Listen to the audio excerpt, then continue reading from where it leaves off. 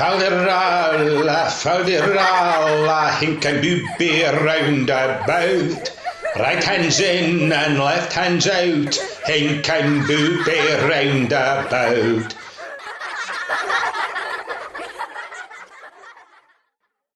The end of the 18th century was fast approaching, and it would be a matter of days before the year 1800 would make its appearance. Meanwhile, the Beard family's journey towards its destination seemed altogether interminable. Beard's coach was employed in its seemingly endless course through woodland and highland, the wheels complaining tirelessly of the poor conditions upon which they were forced to rotate. His wife, Jeanette, struggled to keep their 6-year-old twin girls entertained, as her husband, having again complained to the coachman of the tedious progress their carriage allowed, shuffled his aching posterior on the unforgiving, ill-upholstered seating, and tried, and failed, to get comfortable, as he reflected on the purpose that gave rise to their journey.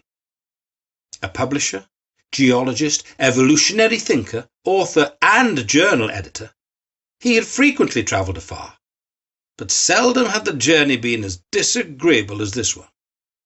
Yet it was one that needed to be endured, if he was to take possession of the property and fortune bequeathed to him by a heretofore unknown relative, and so continue to pursue his literary and scientific interests in some comfort.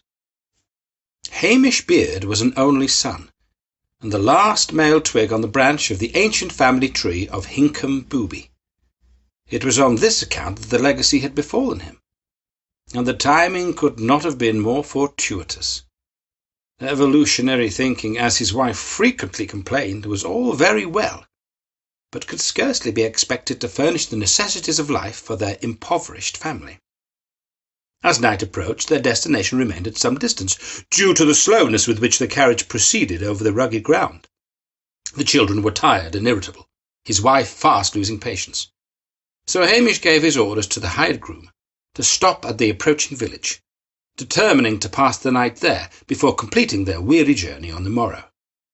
The coach and horses drew to a grateful stop at the door of a small, picturesque inn in the tiny village of Mope, quite at odds with the bleak and forbidding landscape that surrounded it.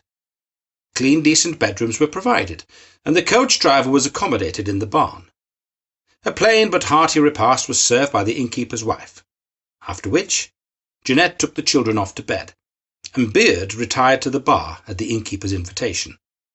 There were no other patrons. A cheerful fire blazed in one corner. Holly and ivy bedecked the walls, as appropriate to the Yuletide season. "You'll be staying just the one night?" asked the innkeeper as he poured Hamish a glass of his finest single malt whisky. "Just the one night, yes." Hamish gestured towards the bottle. "And do have one yourself?" The innkeeper nodded his thanks and poured himself a goodly measure. "We didn't get many visitors in their parts." "I can't imagine why," Beard lied, in an attempt to be convivial. "Can ye not?" The innkeeper smiled lugubriously. "'Tis a desolate stead the new. And then again," he downed his drink in one quick gulp, "them that comes ne'er they leave." The innkeeper poured himself another shot, whilst Hamish demurred. "You'll be having business round here?" "Way down the road," Beard replied, "at a village name of Titiwich. You know it?" The innkeeper blanched and his eyes widened. "Okay." He downed his second drink, poured a third, and attempted to cover his unease. "It's nae so far in fair weather, but in such weather as this." "The mention of the name seems to trouble you. What makes you respond in that manner?" Well, maist folk wouldn't go there, sir, as you will nae, if you take my advice." "But I must go there. It is my destiny to go. I am the heir to Tittywych Hall." "Titiwich Hall, is it?" He swallowed the third measure and poured a fourth. "Rest of the folk are dead, are they?" He shook his head. "My ain mither was a maid there in her younger days." "She wasna a maid for long," he added darkly. "She could ha' told ye some tales, I'm sure. Would curl the locks on your head, sir." "And, where is your mother now?" "Lang gone." "But she was 53. 'Tis a ripe old age in thee parts." "But I have to go." Hamish resumed his protestations, gesturing that he would welcome another drink. And truly he felt obligated to go, if only to take possession of the fortune that came with the property and settle his many debts. Residency had been a condition of the inheritance. Taking hold of his glass, he spake thus determinedly: "I will go. I must." "So be it, sir. What's for ye'll no go by ye?" the innkeeper replied grimly. "But dinna say I didna warn ye." Hamish woke to find their journey would be further compromised by a heavy blanket of snow that had fallen overnight and persisted still. Breakfasted and suitably dressed for the inclement weather, the Beard party took their leave, and were waved off mournfully by the innkeeper and his wife. The last stage of the journey should otherwise have taken less than half a day, but in the event took full the best part of it. Their destination emerged over the brow of a hill. The village, under its white mantle, took on the quaint traditional appearance of a Christmas card as it emerged from behind the curtain of snow. The streets were found to be empty, and an unearthly quiet was abroad. Light shone from windows, and on occasion the travellers spied a silhouette or two peeping out to watch their carriage pass through on its way to Tittywych Hall. The detailed directions obtained having proven to be wholly accurate, it was with a sensation approaching awe that the party found themselves parked and looking up at the imposing edifice. It was of that species of architecture which had endeavoured to unite status and fortune with domestic comfort. Situated in this thinly populated location, the family Hinkenbooby must surely have sought to rely on itself for entertainment and edification from the outset. They were met at the door by the housekeeper, Esther McVile, and the butler, Alistair Fling. She was a dour, sour-faced woman, whilst Fling, an old soldier, exhibited a blunt but hospitable manner and a pronounced limp. "You're late! We expected you yesterday!" Mrs. McVile ejaculated. "I imagine you were delayed by the snow," interjected Fling helpfully. "The snow, indeed," Beard answered, leading his little troop into the welcome refuge of the hallway. "The solicitor sent word for old Reekie that has been similarly inconvenienced, master, but that he'll be here as soon as the weather allows." Hamish nodded. "We'll take tea in the parlour, if you don't mind, Mrs. McVile. Fling, would you please be so kind as to sort out our luggage and point the coachman in the direction of the stables?" Fling nodded dutifully and set to his task. Mrs. McVile went to prepare tea, leaving them to find their own way to the parlour. It was eventually located behind the third door they tried. A pleasant room, sumptuously furnished, brightly lit by oil lamps and with a roaring log fire. Jeanette beamed her approval, and Hamish realised it had been a long time since he had seen such genuine pleasure on her comely face. Mrs. McVile reappeared with a tea tray. "The children are rather tired after their arduous journey, Mrs. McVile," Jeanette said, with an affectionate glance in their direction. "Would you mind taking them up to their room and bringing them milk and sandwiches? I'll be up later to say good night." Mrs. McVile puffed up her chest. "I dinna deal with bairns, ma'am," she snapped. "I'm the housekeeper, nae the maid. It's Firkin you'll be wanting."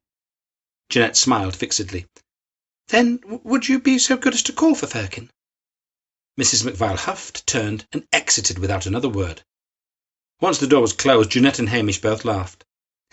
"I fear I have my work cut out for me there," Jeanette observed. "If anyone can win her over, it is you, my dearest," Beard replied, and bent to kiss her hair. "Don't!" Jeanette bristled. "You'll mess up my curls." The snow lay deep the next morning, and dissuaded the family from entertaining any thought of exploring the grounds. Notwithstanding which, Jeanette took the children off to explore the inside of the house itself, whilst Hamish retired to the study to attend to business. The family solicitors having warned him there were piles of papers and documents to be sifted through, he deemed it provident to make a start. It was in that oak panelled chamber, thus occupied a half-hour later, and with some surprise, that Hamish found Fling at the study door, announcing the arrival of the Hinkenbooby family solicitor, one Arthur Kipper. And a sodden, quivering wreck was ushered into the room, with snow dripping from his clothing. He dropped his briefcase to the floor with a thud. As Fling and Beard helped Kipper to a comfortable chair beside the fire, he informed them, through chattering teeth, that a calamity had befallen him en route. His pony and trap had lost their footing in the driving snowstorm, and having rolled into a deep ditch whilst throwing him free, had crushed the pony in the instant. He had then been forced to put the pony out of its misery with his trusty pistol, only to have to slog the last 15 miles alone, and on foot. "It was horrible, horrible," he cried, covering his face and revealing his tender nature. Fling flung a rug around Kipper's shoulders, whilst Hamish handed him a brandy. "We need to get you out of those wet clothes before you die of hypothermia." Gulping back the brandy, Kipper tried to stand, but his powerful thighs trembled and could not support him. He sank back onto the chair and swooned. "Fling, would you please run Mr. Kipper a bath, bring a robe, and have a bed made ready," Beard instructed. As Fling left the room, Hamish set to the task of disrobing his visitor of every sodden stitch before admiring his handiwork. Kipper was, in naked repose, altogether a magnificent specimen of manhood, and one exhibiting the surfeit of health and vitality that would undoubtedly aid a swift recovery. The butler returned with slippers and a dressing gown, and, once attired, the young fellow was helped upstairs to the guest bathroom on the first floor. Beard rolled up his sleeves and first tested the temperature of the water with his elbow, before helping his visitor into the bathtub. As Kipper reclined, his stiffness visibly began to thaw. His circulation was further stimulated by a brisk rub-down with a soapy flannel, administered at Hamish's insistence and by his own hand, before leaving the young gentleman to soak. He found Fling on the landing, and was advised a bed was being made up in the room next to his own. Hamish requested that a maid also bring hot broth to the guest room, and further requested that Fling might inform his wife and children, when they reappeared, that they may have a guest to dinner.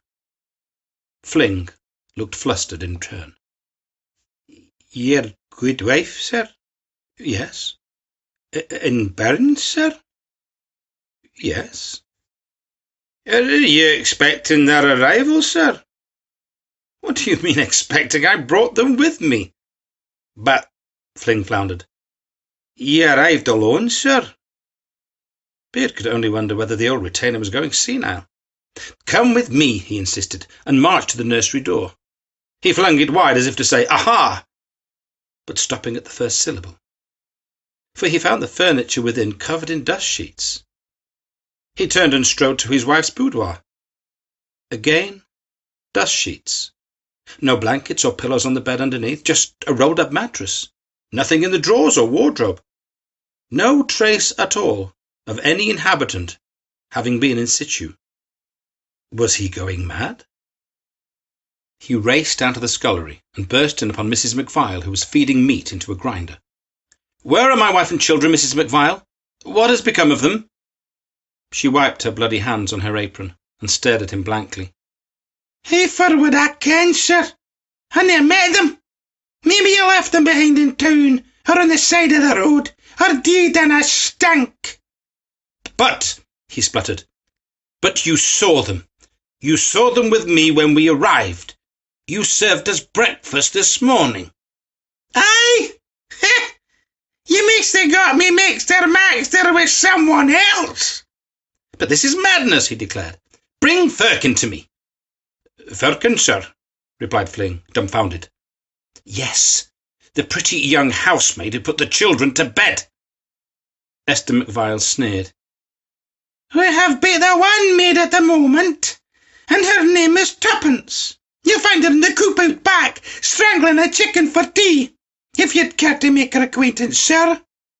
But I doubt a body would describe Tuppence as bonny or young. Ne'er mind a housemaid." "Our coachman, then. Bring him to me." "Gone, sir," Fling replied. "Took advantage of the break in the weather early this morning and wanted to get back to town. His good wife is with Baron, see?" "He might have told you this himself, if you'd ever trouble to engage him in polite intercourse," Mrs. McVile added, with a tight smile. "I don't know what your game is, the pair of you," Beard snarled in response, "but I fully intend to find my wife and children, and when I do—" Leaving the threat hanging in the air, he raced out of the room and set off on a desperate search for his missing family. The search was an onerous task, for the house was nothing short of palatial. Still, needs must. And so he searched, and he searched, and he searched some more, from cellars to attics and back again, in every alcove, behind every door, under every bed, and in every closet, yet to no avail. He found neither hide nor hair for all his diligence. And with the realization came another. He had left Kipper in the bathtub hours before. How many hours he did not know, but it must have been some considerable number. In fresh alarm, he raced to the first-floor bathroom, hoping upon hope that Kipper would not have drowned or frozen to death or, worse still, disappeared as mysteriously as Jeanette and the children had. For he was desperately in need of an ally. But the bathroom was empty and in immaculate order. Wearily, despondently, he made his way along the corridor to the bedroom adjacent to his own, it being his last hope. And, oh, the deep, deep joy of seeing Arthur Kipper recumbent in a nightshirt under the covers, an empty broth bowl, spoon, and half crust of bread on the tray that stood on the nightstand, with a carafe of water and glass alongside. Kipper was sleeping, albeit fitfully. A film of perspiration lay upon his flushed but rosy cheeks, and his fringe, a mass of damp golden curls, lay upon his forehead. Determined not to let the young man out of his sight, whilst feeling further obliged to nurse him back to full vigour, Hamish locked the bedroom door, and, stripping down to his undergarments, climbed in beside the ailing solicitor to share the warmth of his own body, and soon joined him in exhausted sleep. When Arthur's fever broke, he woke to find himself embraced in a fatherly fashion. "Mr. Beard?" "Ah, Mr. Kipper. You are much improved, I see. It is good." Disentangling himself, Hamish swung his legs out of the bed, and, perching on the edge of the mattress, lit a candle at the bedside. He poured a glass of water from the carafe before handing it to his charge. Kipper drank it lustily, and offered up the glass for a refill. Hamish duly replenished it. "It must be the middle of the night," Beard observed. "Doubtless you are hungry?" "Rather," Kipper replied. "Do you think you are strong enough to accompany me to the scullery?" I think so."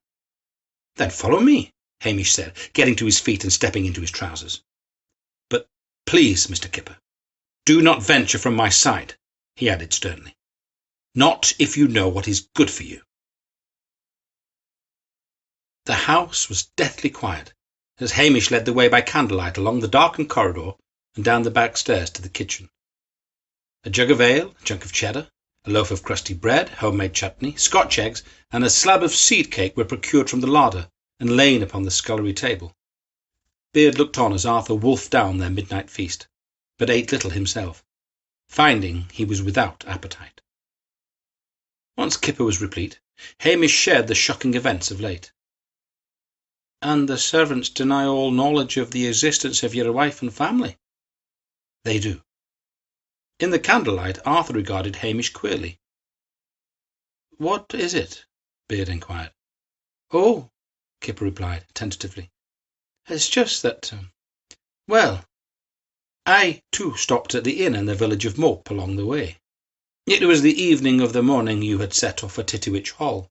The innkeeper told me of your recent departure, and it was for that reason I decided to press on into the night. Then I apologize, for it would appear I am the reason for your unfortunate calamity." "Please don't reproach yourself," Arthur frowned.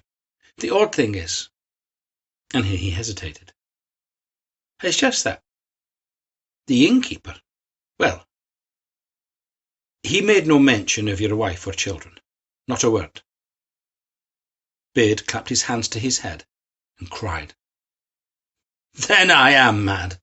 I must be mad. Calm yourself, sir, calm yourself," Kipper admonished him, jumping to his feet and placing a steadying hand on Beard's shoulder. "That is not necessarily the case. It may simply be that the innkeeper did not think to mention them. We spoke but briefly. I told him I was your solicitor, and I was concerned for your welfare." "My welfare?" "Well, your reclamation, then. And here Arthur ran a hand over his face. "Do you know anything of the history of Tittywych Hall? Do you know anything about your ancestors?" Beard shook his head. "Next to nothing, beyond that to which the innkeeper referred." "Which was?" "That it should be avoided at all costs." Kipper gave a brief nod. I fear you know far more than you divulge. What is it, man?" Hamish demanded. "Out with it!" "Come, let us retire to the study," Arthur replied. Hamish tossed a log onto the fire that burned low in the grate, and the two gentlemen sat on either side, each with brandy goblet in hand. Candlelight flickered over the scene. "I am yet but a junior partner at Codling, Kipper and Troughton," Arthur began as a start. "My late father formed the partnership with Messrs. Codling and Troughton, each senior partner specialising in a different area. Father specialised in moneyed reprobates and diligently and discreetly served the Hinkenbooby family throughout the bulk of his career. Before his retirement, that is. And I inherited his caseload from him. So there is history. I doubt that Messrs. Codling and Troughton will appreciate me sharing certain information. Indeed, I was strongly advised against it. But I think it is only fair in the circumstances, especially as you have shown me such great kindness." His long, luxuriant eyelashes fluttered. "Tittywych Hall," he continued, "was ill-conceived from the outset. It was the folly of the Earl of Dalry, one Kenneth Annias Hinkenbooby, who commissioned it, having conceived of it as a secret playground for the equally rich and equally debauched society with whom he kept questionable company in the city of Edinburgh. But its remote location only served to diminish its appeal. The spacious rooms were scarce ever filled, and never very gay. The beau monde who normally flocked around those of the Earl's rank and ability in the city proved resistant, even to its licentious balls and the promise of giving themselves over to all manner of dark pleasures. Of course, the stiff manners of the great man and the tribe of lackeys who attended to his every whim compelled the greater part of society to avoid him like the plague at the best of times. But even his inner circle were disinclined to support him in his latest venture. It was shortly thereafter that the rumours began in earnest, rumours that were unproven yet evidently sufficient to strip the Earl of his title. It is said he and his wife had sought to sate their appetites from amongst the local village folk, the mistress recruiting its muscular youth to staff the bedchambers, the master collecting the flowers of the district as handmaidens.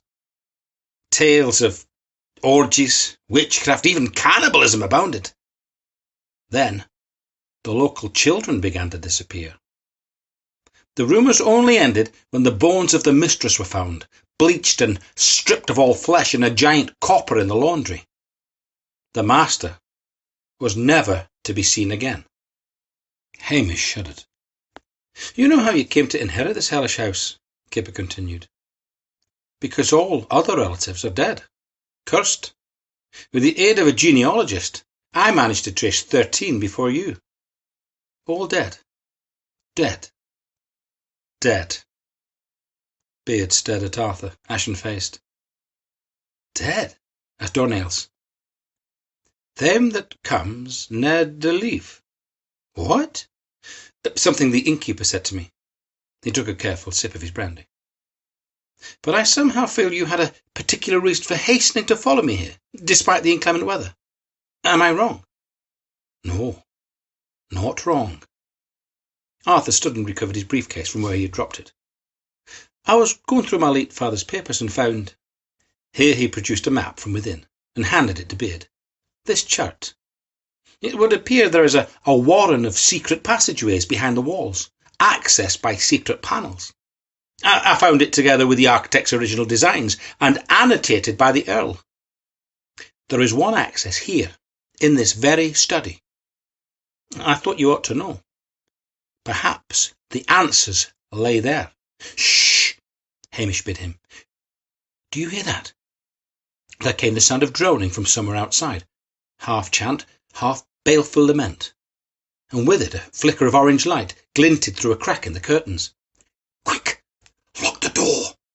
Beard directed as he crossed the curtain window. Having turned the key, Kipper joined him as he peeped through the crack, and both men gasped at the sight of a veritable phalanx of hooded figures holding flaming torches, immobile, but gathered in line at some small distance, staring up at the house. "We must find the secret passage. Where is it? Does the map give any indication?" "It makes no sense," replied Arthur. "It says, Faldiralla, faldiralla, hinkum-booby roundabout. Right hands in and left hands out, hinkum-booby roundabout. Faldiralla, faldiralla."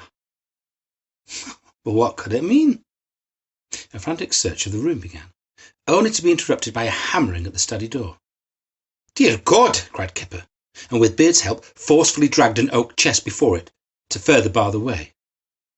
At that moment, as Kipper retrieved his pistol from his briefcase, Hamish's eyes alighted on an articulated figure no more than 3 feet tall that had lain hidden in an alcove behind the dresser. It was of a knight armoured for battle. At the base the nameplate read, "Sir Faldarell Hinkumbooby." "Aha!" he said, going to the full extremity of the expression. He spun it on its stand, bent the right hand to its hip, and yanked the left hand out to the side, then swung the figure back to its starting position, and, wonder of wonders, a panel slid open beside the fireplace, as if by witchcraft. "Good Lord!" Kipper declared, as Hamish, having picked up a lighted candlestick from the mantelpiece, bundled him through the aperture and slid the panel shut behind them. The two gentlemen now found themselves in a cobweb passageway. In the distance they heard the drone of voices and the strains of the very same lament that they had heard before coming from outside the house. This drone was, however, emanating from within its very bowels. The ceiling was low and the way narrow. Both men had to crouch down and proceed in single file, as they made their way by stealth along the gloomy corridor, Hamish taking the lead. The drone increased in volume with every step, and Beard trembled in anticipation at what they might find at journey's end. He stifled a groan as he stubbed his toe unexpectedly, then stifled a shriek as, leaning down, he found the offending object was a discarded skull. Pressing forward, they found the pathway littered with the bones of the dead, and it was only with the careful placement of their feet that they managed to avoid tripping over them as they made their way inexorably forward. Turning a corner, they saw a vibrant orange glow at no great distance, and, blowing out the candle, they silently approached. Nothing could have prepared Hamish Beard for the sight that lay before his eyes as he peered around the corner. A cavernous room lit by at least 30 torches. Cowled figures blathered on with their dreary lament. To one side, Mrs. McVile, stripped to the waist, glistening with sweat and flexing her muscular arms, turned the handle on a spit. Engaged in roasting what Beard was forced to assume from the discarded livery pile beside the fire, was the trussed and basted body of the hired coachman, who had had the misfortune to deliver them to this accursed place. Atop a rocky platform stood a bearish figure, naked save for a codpiece which appeared to have been crafted from rabbit fur, and was struggling to contain its hairy contents. He wore a half-mask and helmet with 2 giant antlers upon it. Hamish only recognised the figure when it spoke. "Them that comes near it they'll leave." Hamish suppressed a gasp, astounded. "Mither!" Esther McVile stopped in mid-rotation. "'Tis time," the figure declared. There came an excited and expectant muttering from the hooded figures in attendance. She clapped her hands, and out of the shadows limped Fling, similarly attired in a rabbit's fur pouch, and leading, by means of a rope, the bound and blindfolded figures of Beard's wife and children towards the rocky plinth. The horned figure threw his arms wide, as if to embrace the assembly. In his right hand he held aloft a cleaver. "No one will ge hungered the necht," he proclaimed triumphantly. Beard knew he had to do something, and do it quickly. But what? It was then he felt the barrel of the pistol press into the base of his skull, and heard Kipper's solicitous whisper. "I'm sorry, Mr. Beard, but I promised father I'd prove myself worthy of the business. And the gun went bang.